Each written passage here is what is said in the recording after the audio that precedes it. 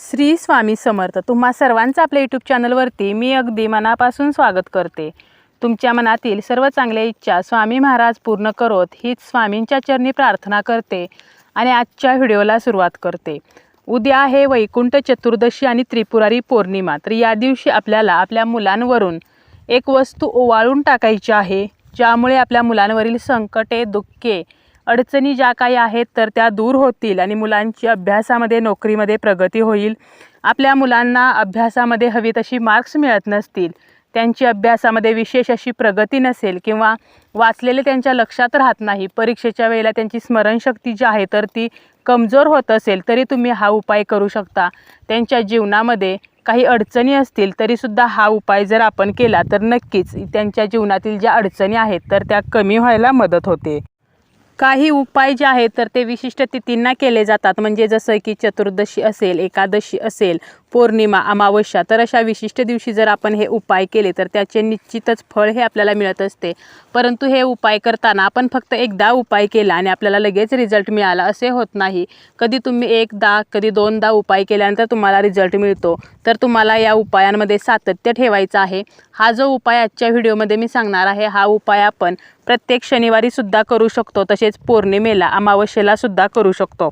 आता उद्या आहे त्रिपुरारी पौर्णिमा आणि वैकुंठ चतुर्दशी, म्हणजेच आज रात्री 12 वाजता हरिहर भेट म्हणजे श्रीहरी विष्णू आणि भगवान शिव तर यांची भेट होणार आहे अशी मान्यता आहे।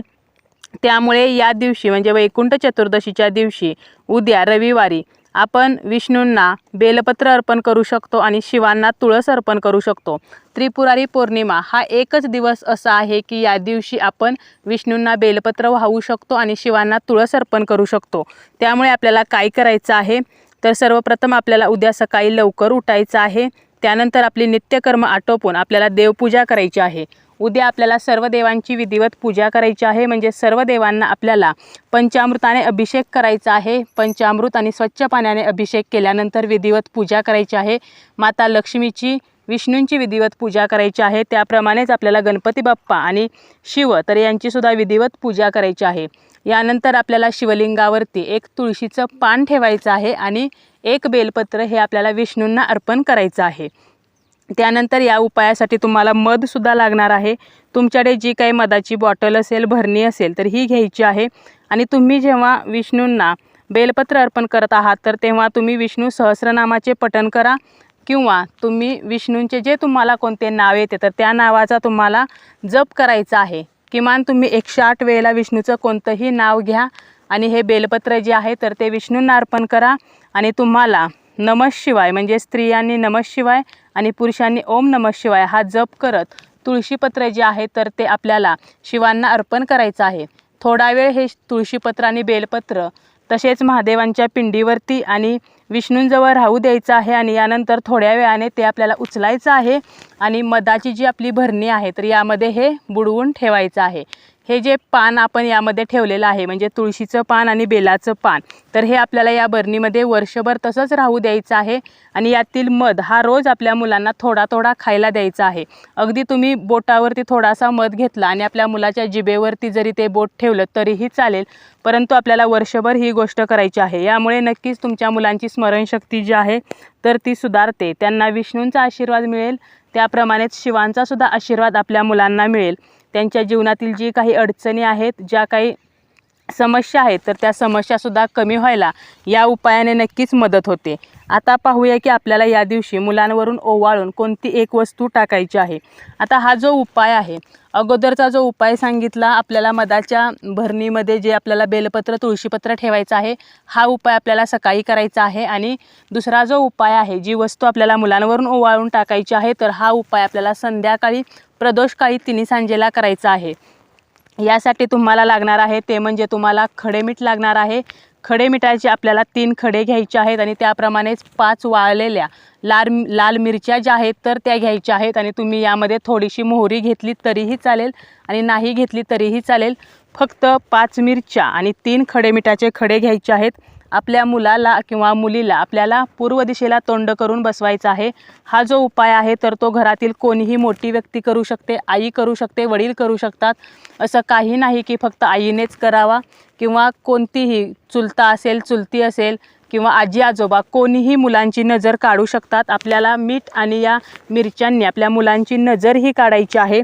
तर मीठ आणि मिरच्या तुम्हाला घ्यायच्या आहेत। मुलाला पूर्व दिशेला तोंड करून बसवायचं आहे आणि मुलांवरून आपल्याला हे 3 वेळा किंवा तुम्ही 7 वेळा सुद्धा ओवाळू शकता। डोक्यापासून पायापर्यंत असं आपल्याला 7 वेळा किंवा 3 वेळेला हे ओवाळून घ्यायचं आहे।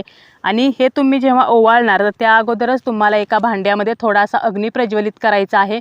तुमच्याकडे जर चूल असेल तर तुम्हाला ती चूल जी आहे तर ती पेटवायची आहे आणि ही ओवाळल्यानंतर त्या अग्नीमध्ये आपल्याला या मिरच्या आणि हे मीठ जे आहे तर ते नेऊन टाकायचं आहे।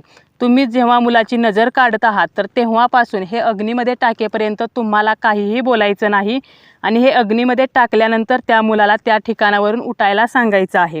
तर याने काय होतं तर तुमच्या मुलाला जर काही बाधा झालेली असेल, नजर दोष असेल, कोणाची जर नजर लागलेली असेल तर ती नजर जी आहे तर ती निघून जाते। बघा बऱ्याच वेळेला काय होतं आपली मुलं अभ्यासात हुशार आहेत म्हणून सुद्धा आपल्या मुलांना नजर लागू शकते किंवा आपल्या मुलामध्ये काही चांगले गुण आहेत त्याने सुद्धा एखाद्या व्यक्तीची नजर ही लागू शकते। प्रत्येकाची नजर ही चांगली नसते। त्यामुळे आपल्याला हा जो उपाय आहे तर तो उद्या करायचा आहे। आणि जर तुम्हाला अग्नी पेटवणे शक्य नसेल तर मग तुम्हाला काय करायचं आहे तर थोडंसं मीठ घ्यायचं आहे आणि थोडीशी मोहरी घ्यायची आहे आणि याच पद्धतीने आपल्या मुलाची नजर काढायची आहे। आणि गॅसवरती तुम्ही एक तवा तापायला ठेवायचा आहे आणि हा तवा जो आहे तर तो चांगला तापल्यावर यावरती आपल्याला हे मीठ आणि मोहरी म्हणजे हे जे नजर काढलेलं मीठ आणि मोहरी आहे तर ते नेऊन टाकायचं आहे किंवा तुम्ही बेसिनमध्ये खरकट्या पाण्यामध्ये सुद्धा मीठ मोहरी टाकू शकता। म्हणजे जर तुम्हाला अग्नी प्रज्वलित करणे शक्य असेल तर तुम्ही लाल मिरच्या आणि मिठाने नजर काढा आणि जर अग्नी प्रज्वलित करणे तुम्हाला शक्य नसेल तर मात्र तुम्हाला मीठ मोहरीने नजर ही काढायची आहे। अशा प्रकारे हे 2 उपाय आपण आपल्या मुलांसाठी उद्या वैकुंठ चतुर्दशीच्या दिवशी करू शकतो। त्याप्रमाणेच आपल्याला उद्या त्रिपुरारी पौर्णिमा आहे। आपल्या घरामध्ये त्रिपुरवात ही सुद्धा उद्या लावायची आहे। आपल्या मुलांवरती काही अडचणी येऊ नये तर असे प्रत्येकच आईवडिलांना वाटत असते। आपल्या मुलांच्या आयुष्यात कोणतंच दुःख नसावं असं प्रत्येकाला वाटत असतं। त्यामुळे तुम्ही हा उपाय नक्कीच करू शकता। हा उपाय तुम्ही प्रत्येक शनिवारी जर केला तर अतिशय उत्तम।